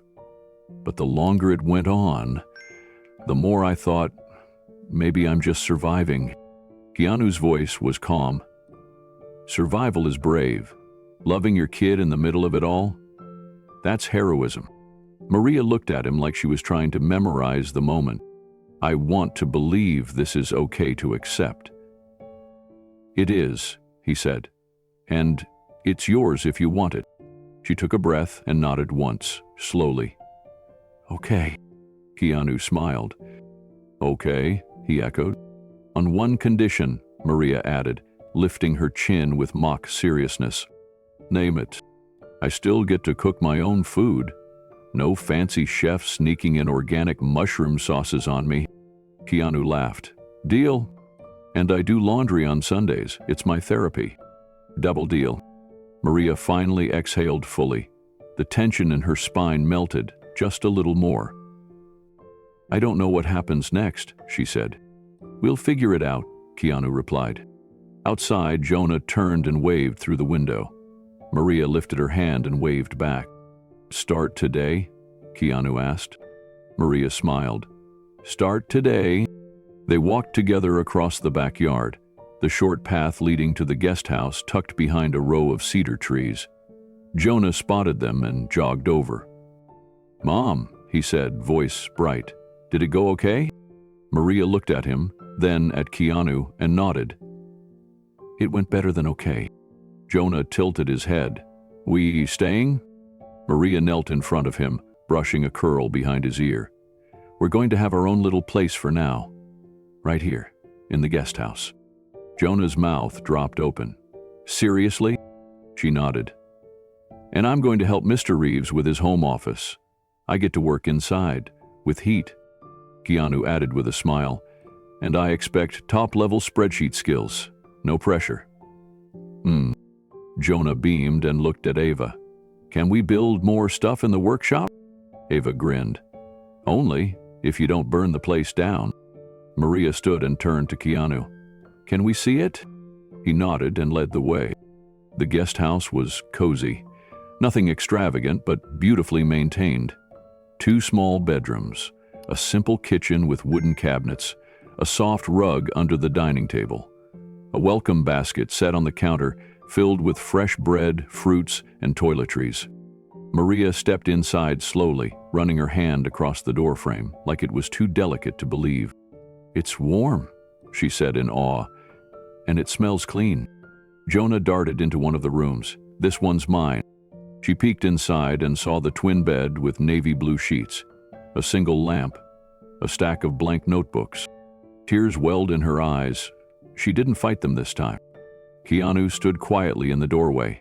No speeches. No need. Maria turned to him. Thank you. I mean it. Thank you for seeing us. Keanu just nodded. Welcome home. She looked around again and whispered the words to herself. Welcome home. For the first time in a long time, they weren't just surviving. They were starting. The following Saturday morning was warm enough for short sleeves. Ava tugged Jonah's arm after breakfast, urging him outside while Maria and Keanu cleaned up the kitchen. She led him across the yard, past the vegetable garden, and rows of tall trees that whispered softly in the breeze. This way, she said, motioning toward a thick oak near the back fence. Jonah followed, his hands in his hoodie pockets, until he looked up and froze. A wooden treehouse was nestled high in the branches with a rope ladder, small balcony, and even a pulley system dangling a basket from a side window. It wasn't fancy, but it looked strong and well used. A weathered sign over the doorway read, "The Sky Fort." You built that? Jonah asked, eyes wide. Me and my dad, Ava replied proudly. It took us all summer. He says every kid needs a place to think. Jonah took a few steps closer. It's amazing. Come on, she said, already climbing the ladder. We keep snacks and notebooks up there. He hesitated for a moment, then followed her up, one careful rung at a time. The wood creaked under his shoes, but everything felt solid. When he reached the top, he looked around with awe. Inside, there were 2 sleeping bags rolled in the corner, a crate filled with pencils and sketch pads, and string lights coiled around the beams. Jonah sat on a milk crate while Ava passed him a fruit bar from a small cooler. I always come here when I need to think, she said. It's quiet and kind of safe. Jonah nodded, pulling something from his backpack. It was a battered spiral notebook, covered in duct tape and stickers. He opened it slowly, turning past pages filled with tiny handwriting and rough sketches. These are your drawings? Ava asked, leaning in. Yeah, just ideas? She stopped him at one page. It showed a small box with a fan, filters, and wires labeled carefully. What's this one? A purifier, he said quietly. Low cost, solar-powered. I got the idea when my mom and I were sleeping near a bus stop last summer. The air was so dirty, we kept coughing. I thought, what if people could make something simple to clean the air around them, even if they didn't have electricity? Ava looked at the drawing again, then at him. Jonah, this is amazing. He shrugged. It's probably nothing. No, it's not. It's really smart. He flipped to another sketch. This one looked like a device meant to collect rainwater into a filter bucket. And this? That's for water. I was trying to figure out how to make it self-cleaning. Not done yet. A voice floated up from below. You 2 building an empire up there? It was Keanu, standing near the base of the tree with a coffee mug in hand. Jonah stiffened. Ava poked her head out. We're having a design meeting. Keanu smiled. Any chance I can get in on it? Ava grinned down. Only if you bring cookies. Keanu chuckled. Deal. He set his mug on the grass and began climbing. Jonah shifted nervously, moving his notebook to the side. When Keanu emerged into the treehouse, he ducked his head to avoid the low beams, then looked around with a pleased expression. Wow, he said. Still feels just like we left it. Ava gestured to Jonah's notebook. He's got something to show you. Jonah hesitated, then passed it over. Keanu sat cross-legged and flipped through the pages. He paused often, really reading. He stopped at the purifier design and tapped the corner of the page. You built a prototype? Not yet, Jonah said. I've made some pieces from scraps, but nothing final. This solar concept here, Keanu said. You thought this through. The airflow angles, the filter material, even the wiring. It's not basic stuff. Jonah looked away, unsure what to say. Keanu handed the notebook back. This isn't just a sketchbook. It's a blueprint. You've got serious talent. Jonah's cheeks flushed. Thanks. I've got tools, Keanu said, and space. How would you feel about building this together, in the workshop? Jonah blinked. For real? For real, Keanu said. If you're willing. Jonah's mouth turned slowly into a smile, small at first, then wide and bright. He nodded. Ava bumped his shoulder. Told you it was awesome. They climbed down together and headed straight for the garage. Jonah's energy had changed. There was no hesitation now, no shrinking. He stood straighter. Walked faster. In the workshop, Keanu cleared a table while Jonah gently unpacked a few small bags from the backpack he'd brought. Wires, old parts, a circuit board, and the folded drawing. What do you need first? Keanu asked. Just a screwdriver and some pliers. I can start with the frame. Keanu handed over the tools, then stood back as Jonah got to work. His hands moved with quiet confidence. He talked as he worked, explaining each part to Ava, who watched closely. Keanu listened too, not interrupting, just absorbing the sight of a boy who finally looked seen. An hour passed quickly, then two. They didn't finish the purifier that day, but it wasn't about finishing. It was about something beginning, a new rhythm, a new belief. For the first time in his young life, Jonah wasn't just surviving. He was building. The sun dipped behind the hills as the warmth of day gave way to the cool embrace of twilight. Inside Keanu's kitchen, the golden glow of pendant lights made the room feel cozy, almost like a glowing hearth. The table was set simply. No fancy centerpiece, no designer dishes, just good food, real conversation, and something that had become unexpectedly precious. Togetherness.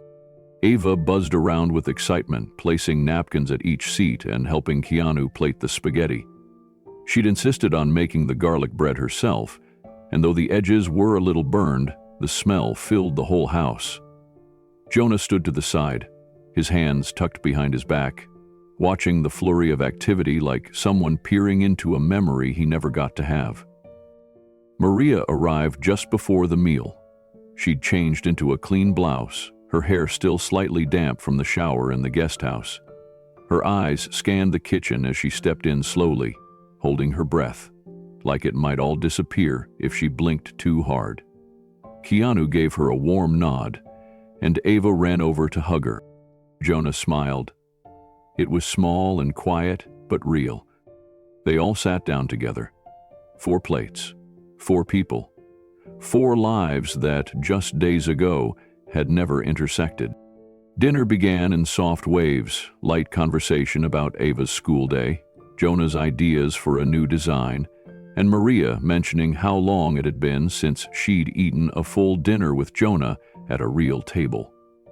The boy sat tall, still a bit cautious, but every so often he'd glance at Keanu and see something he didn't quite recognize in himself. Trust.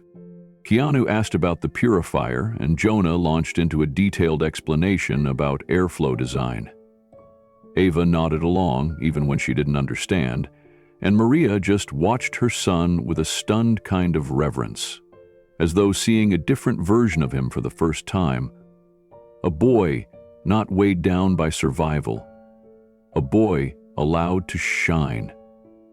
Halfway through the meal, Maria dabbed at her eyes with her napkin.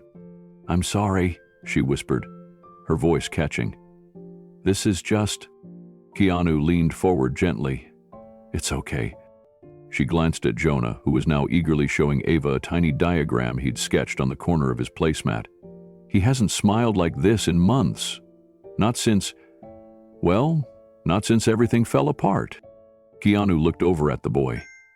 "Then maybe it's time things started coming back together." Maria exhaled slowly. "I keep thinking I'm dreaming." "You're not," Keanu said. "And if you were, I'd still say you deserve it." After dinner, Ava tugged Jonah toward the hallway. "Come on, you haven't seen the backyard at night." Jonah followed her out, flashlight in hand. Keanu began clearing the table, and Maria instinctively joined him, gathering plates and glasses without being asked. It felt normal. As they stood at the sink, rinsing dishes together, Maria glanced over and whispered, "This is more than we ever imagined." Keanu looked up, the warm water running over his hands. "Then it's just right." She stared at him for a moment, then nodded, holding that truth close. Later that night, Jonah gave Maria a tour of the guest house. It wasn't large, but it was clean and quiet. There was a small bedroom with fresh sheets, a folded towel on the bed, and a nightstand with a lamp already turned on. In the corner, a folded note in Ava's handwriting said, "Welcome home, Jonah and Maria." Maria sat on the edge of the bed and ran her hand over the comforter like it was silk. Jonah showed her the bookshelves, the mini fridge stocked with juice and apples, and the old flip phone now charging by the wall. She took it all in with quiet astonishment. But it was when he pointed to the window, the one that overlooked the garage workshop, that she saw it. "Bella let you build in there?" she asked. "Yeah," Keanu said. "We could make the purifier real. He even gave me my own spot." Maria didn't say anything. She just wrapped her arms around her son and held him close, her eyes wet, her voice steady but shaking. "I knew you had it in you. I just didn't know the world would see it." He hugged her back tightly. "They do now." That night, Jonah tucked himself into a real bed for the first time in weeks. The mattress didn't sag. The blanket didn't smell like concrete. There was no buzzing from fluorescent lights, no shuffling from nearby strangers. Just silence, soft and safe. From the other room, he heard Maria humming a tune she used to sing when he was little, something about stars and dreams and keeping close. It used to echo off shelter walls. Now it drifted like a lullaby through a real home. He closed his eyes. For the first time in a long time, he didn't lie awake imagining escape. He didn't brace for footsteps or cold air or someone telling them to move. He just breathed and slept. In the weeks that followed, Jonah's world transformed from quiet survival to creative purpose. Each morning, he and Ava walked to school together. Ava made sure Jonah never felt like an outsider.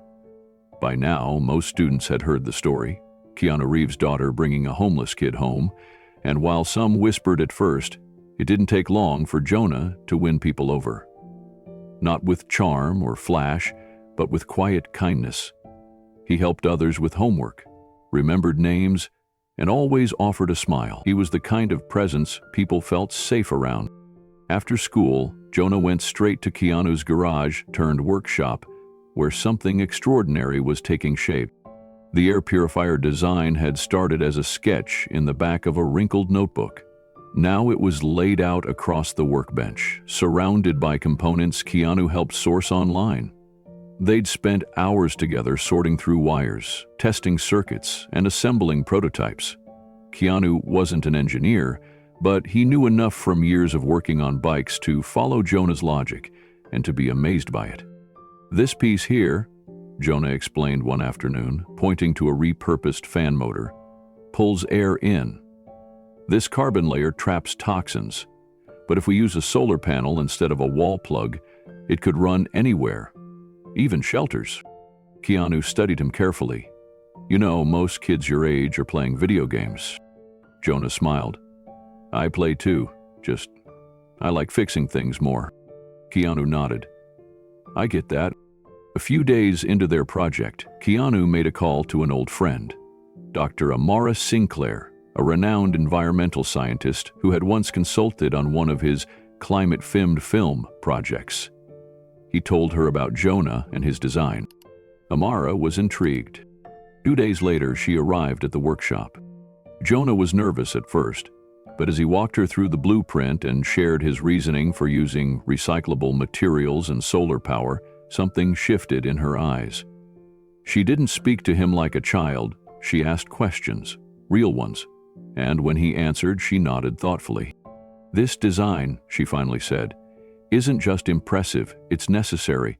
You're solving a problem most adults ignore. Jonah blushed but stood taller. Thank you. Amara turned to Keanu. You found someone special. Keanu replied softly, He found us. That night, over dinner, Jonah buzzed with energy as he told Maria about Amara. Ava beamed the whole time, tossing in little details and teasing Jonah for being nervous. Maria watched her son with a look Keanu had seen before, pride wrapped in disbelief. It wasn't just Jonah who was changing. Maria had started her part-time work managing Keanu's home office, scheduling, filing, organizing receipts and contracts. She was meticulous and fast, and for the first time in a long while, she walked with her shoulders lifted. She smiled more. She laughed when Ava joked about Keanu's habit of leaving coffee mugs in random places. She and Keanu had begun talking in the mornings while Ava and Jonah got ready for school. Small conversations about music, movies, and sometimes nothing at all. It was healing, unfolding quietly in the background. By the second week, Jonah had a reputation at school, not as the kid who had nowhere to live, but as the math genius who could explain anything without making people feel dumb. One day, a sixth grader named Lucas sat beside him during lunch and asked for help with algebra. Jonah didn't hesitate. He opened his notebook and walked Lucas through the problem step by step. The next day, 3 more students showed up with questions. By the end of the week, Jonah had a small circle of classmates gathering around him during lunch and recess, all eager for help, and not just with schoolwork. Some asked how he'd built his solar fan. Others asked how he stayed so calm when things got hard. He never told them the full story, but he always said the same thing. I try to keep building something, even when everything's falling apart. Ava once overheard that and told her dad. Keanu just smiled. He's got more wisdom than most adults I know. Back in the workshop, the purifier was nearly complete. Jonah had added a sensor that detected air quality, triggering the fan to adjust speed automatically. The solar panel, mounted to a lightweight frame, made it mobile. Keanu helped him test it in the yard, measuring how much particulate matter the device could filter from the air. The results were promising. You realize, Keanu said, this could help a lot of people. Jonah looked down. I hope so, especially kids in shelters. The air's bad in some of those places. Keanu placed a hand on his shoulder. Then we'll find a way to get these where they're needed. As winter deepened, their routine grew stronger. Afternoons became invention time. Weekends turned into brainstorming sessions. Amara helped refine the technical specs, and Jonah began preparing a small presentation to submit to a youth innovation program Amara recommended. Keanu offered to film it. The night they recorded, Jonah wore a clean, button-down shirt and stood in front of the treehouse with his prototype behind him. Ava held the cue cards. Keanu worked the camera. My name is Jonah Alvarez, he began, and this is a project called Clear Air. I built it because people shouldn't have to choose between shelter and safety. Everyone deserves clean air, no matter where they live. Maria stood just out of frame, tears in her eyes. Not from sadness, but from something much rarer. Hope. Later that evening, as they watched the playback together in the living room, Ava turned to Jonah. "You know you're going to change things, right?" Jonah laughed softly. "Only if people like you help."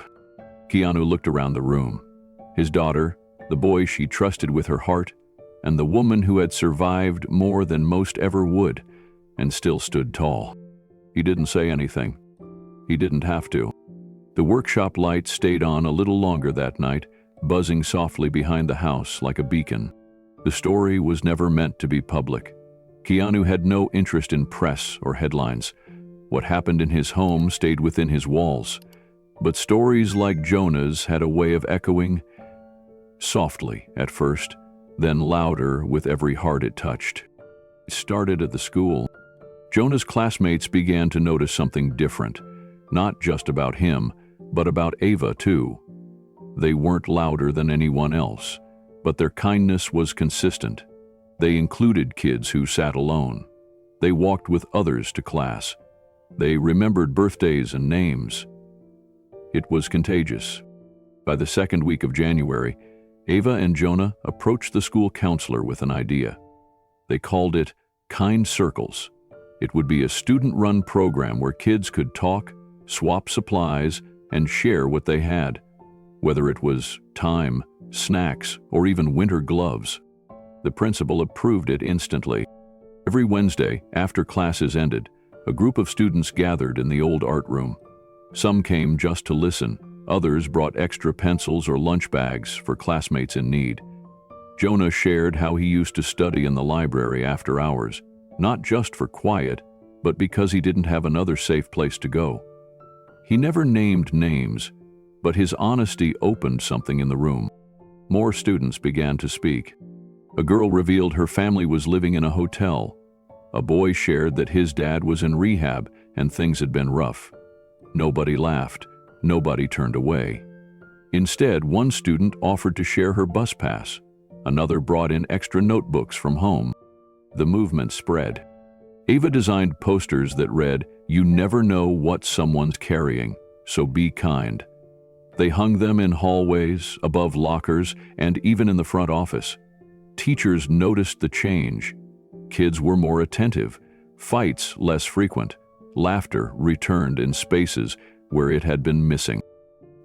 At home, Jonah continued his work on Clear Air with Keanu's help. The prototype was functioning. Amara Sinclair had even arranged for Jonah to visit a university lab downtown to refine the data logging system. Jonah couldn't believe it. He walked through that lab with wide eyes, absorbing every detail. Meanwhile, Keanu made quiet calls behind the scenes. He reached out to a nonprofit that supported homeless youth in LA and offered funding under an alias. With Jonah as his inspiration, he proposed an after-school program that combined tutoring, invention workshops, and meals, designed specifically for students without stable housing. No questions asked, no forms that required proof of struggle, just help given with dignity. The nonprofit agreed. 2 months later, the Second Light initiative launched in 3 pilot schools across the city. Keanu attended the first one's ribbon cutting, hood up, sunglasses on, quietly standing in the back. He left before anyone could thank him. But the ripples were growing. Maria, too, found a renewed sense of purpose. She had spent so long surviving that she'd almost forgotten what it felt like to lead. But now, working part-time for Keanu and watching Jonah flourish, something reignited. One morning, while scrolling through a community board online, she found a thread where single mothers were asking for help. Jobs, childcare, affordable housing tips. She messaged a few of them. Within a week, she had organized a small meetup at a nearby library. 10 women came, some with strollers, others holding toddlers on their hips. Maria stood in front of them and simply said, "I've been where you are. Let's figure this out together." She brought printouts of job listings, childcare subsidy applications, and a short list of landlords who didn't ask for pristine credit scores. But more than that, she brought hope. Her story of sleeping in cars and working night shifts hit home. And the fact that she now had stability and purpose made the women listen.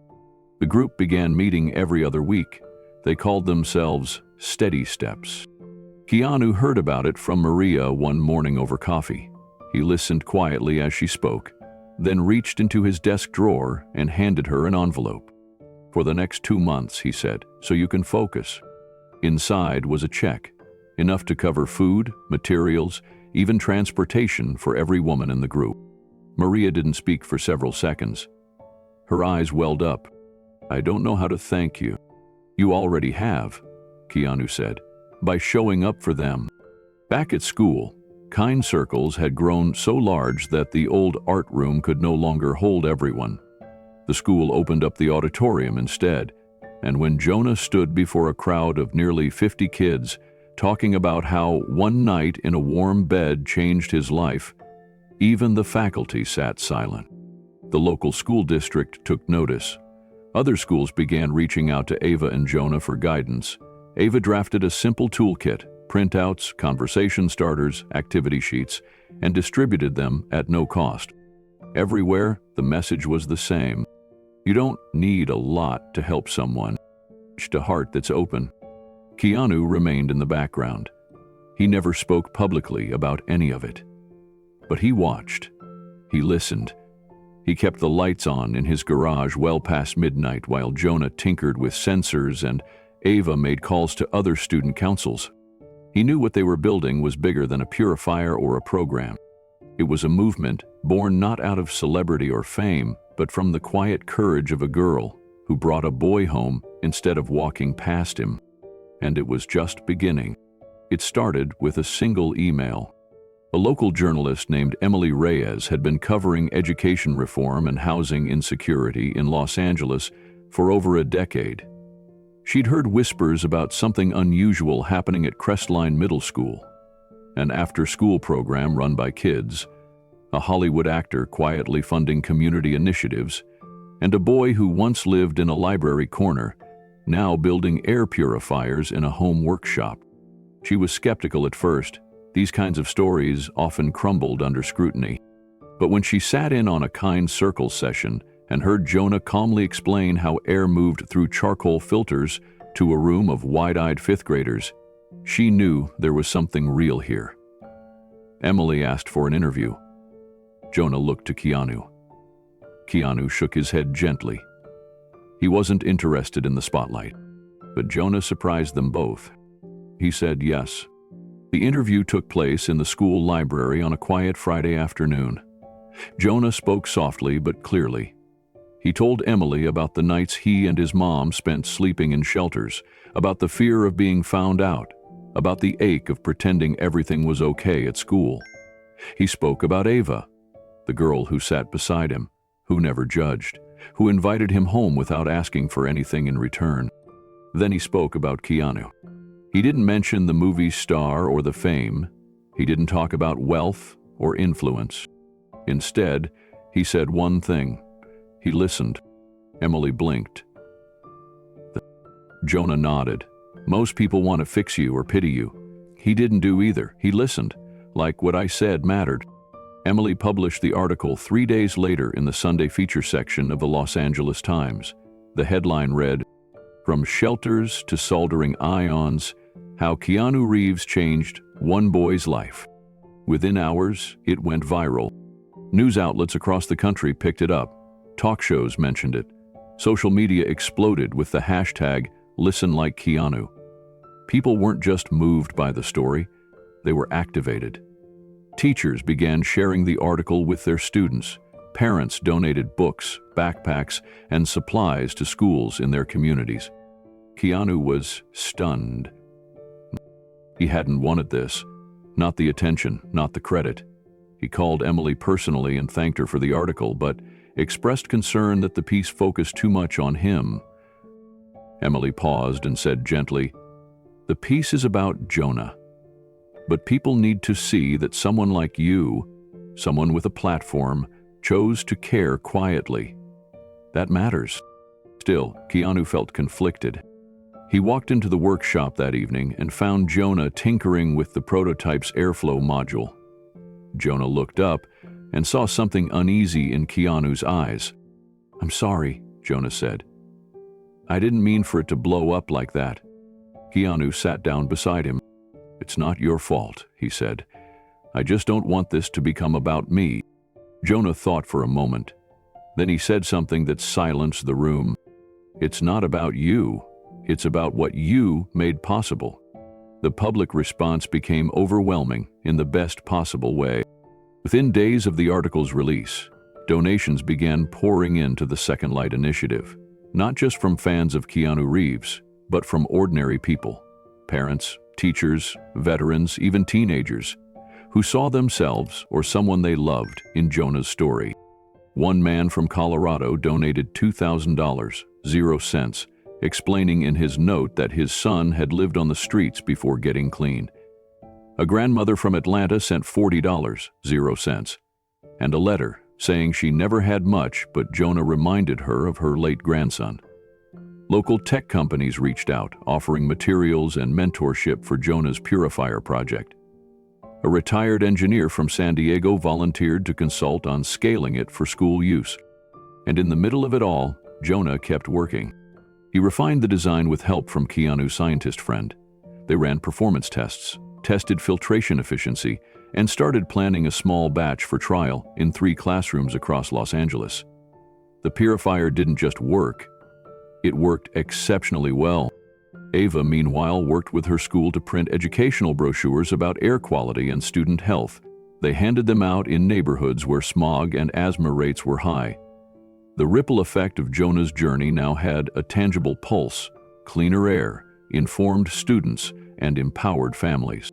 And Maria? She became a quiet face of hope. When news outlets reached out for comment, she never glamorized their struggle. She told the truth: that homelessness wasn't always the result of bad choices, but often the outcome of broken systems. She spoke about how hard it was to ask for help, how humbling it was to accept it, and how powerful it felt to finally stand again.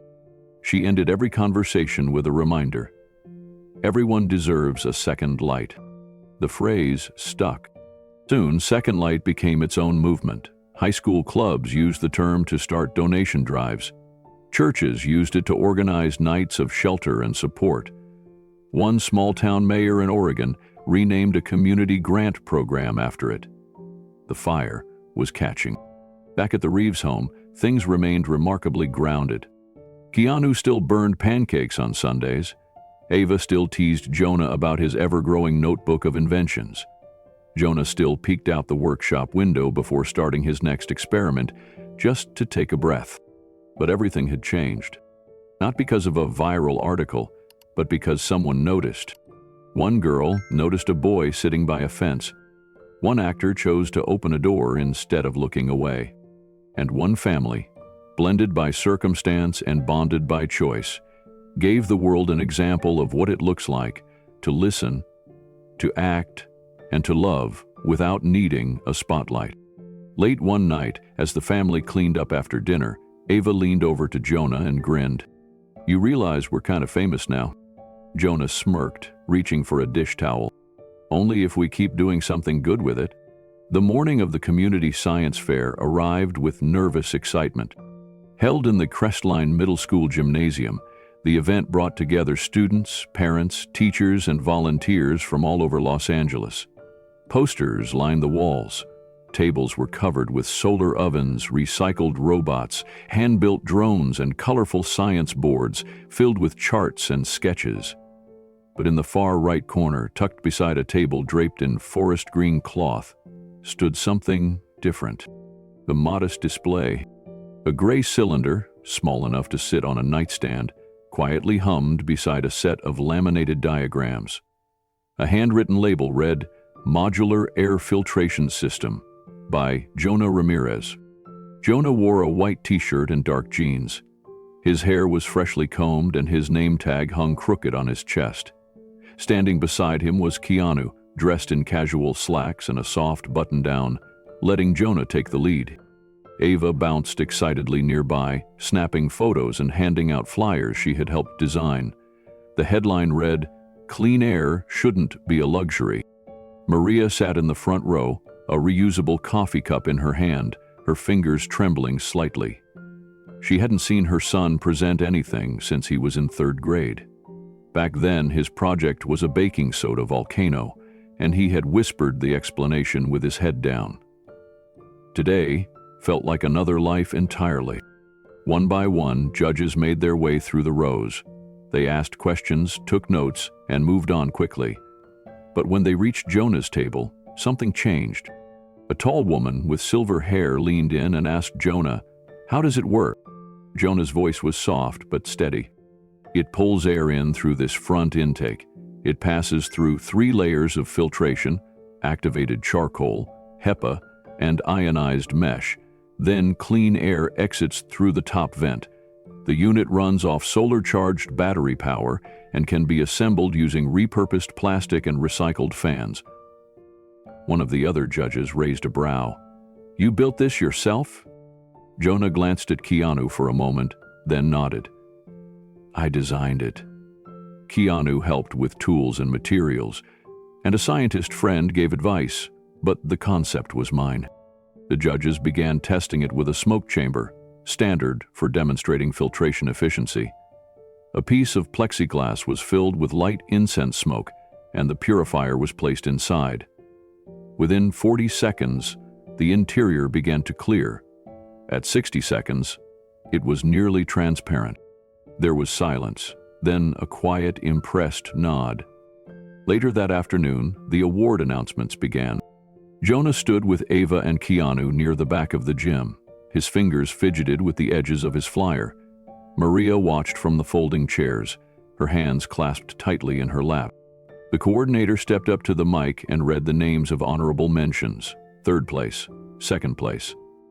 Then came the top award. For outstanding innovation, real-world application, and community impact, the 1st place award goes to Jonah Ramirez for his air filtration prototype. Meeting a genre. There was a pause. Jonah didn't move. He froze. Keanu placed a hand gently on his shoulder. "That's you."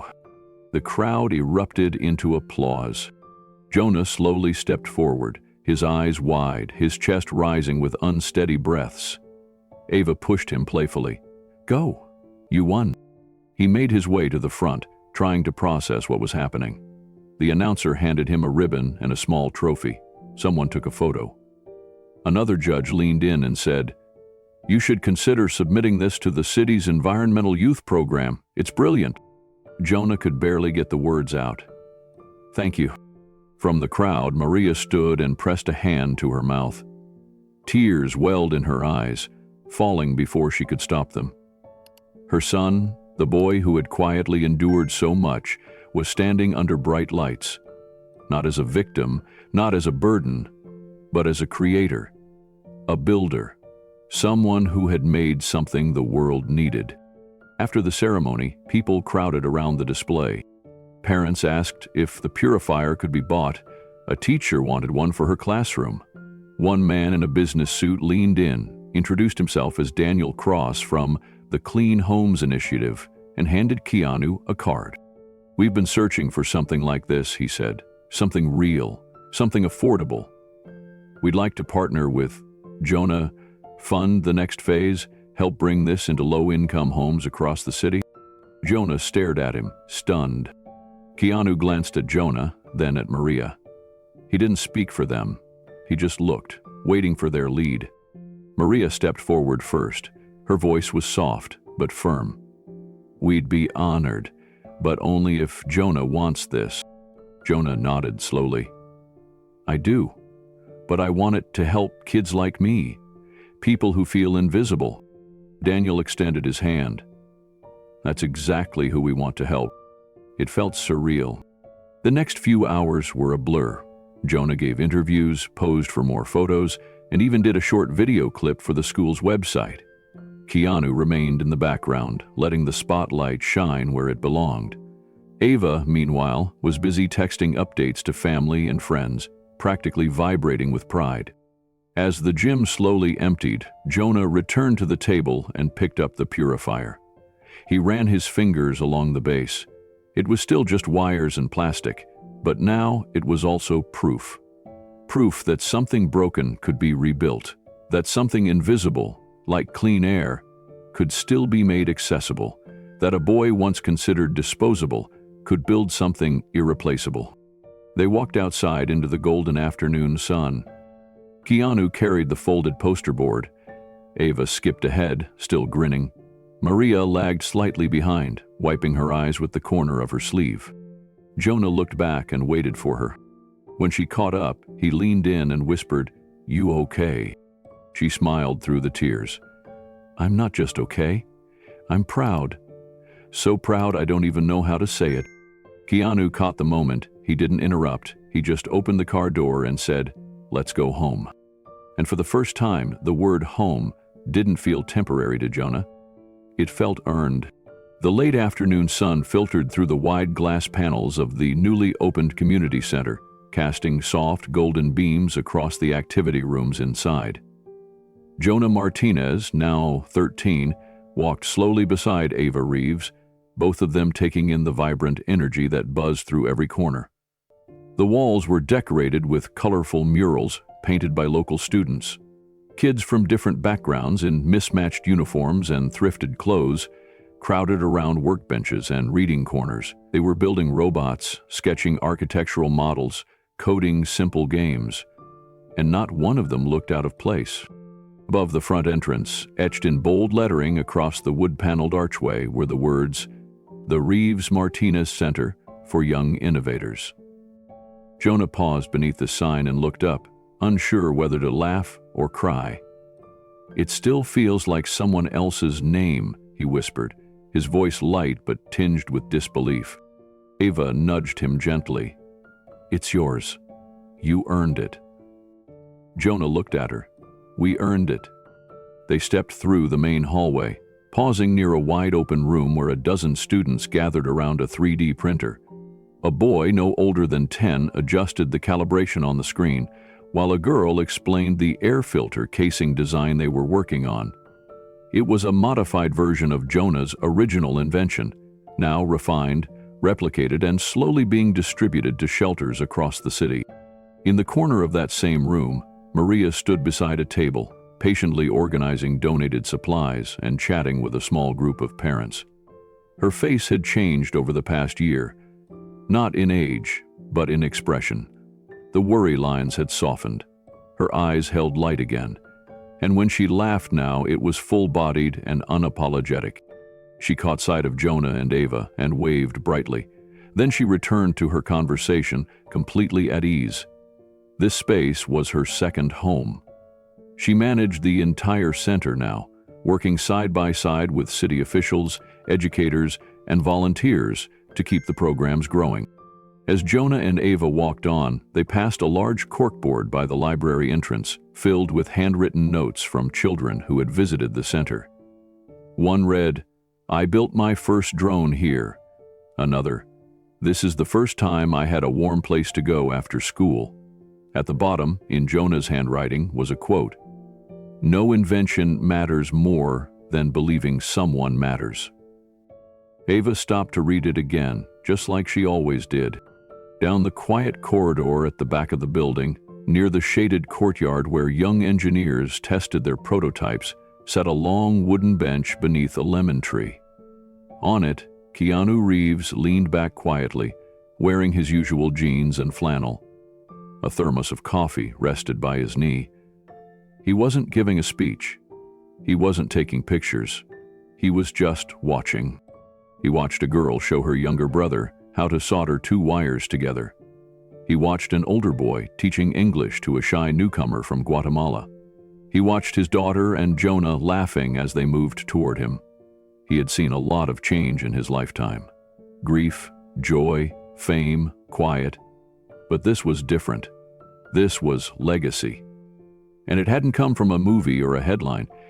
It had started on a cold afternoon when a little girl saw a boy sitting alone by a fence. Keanu stood up from the bench as Ava and Jonah approached.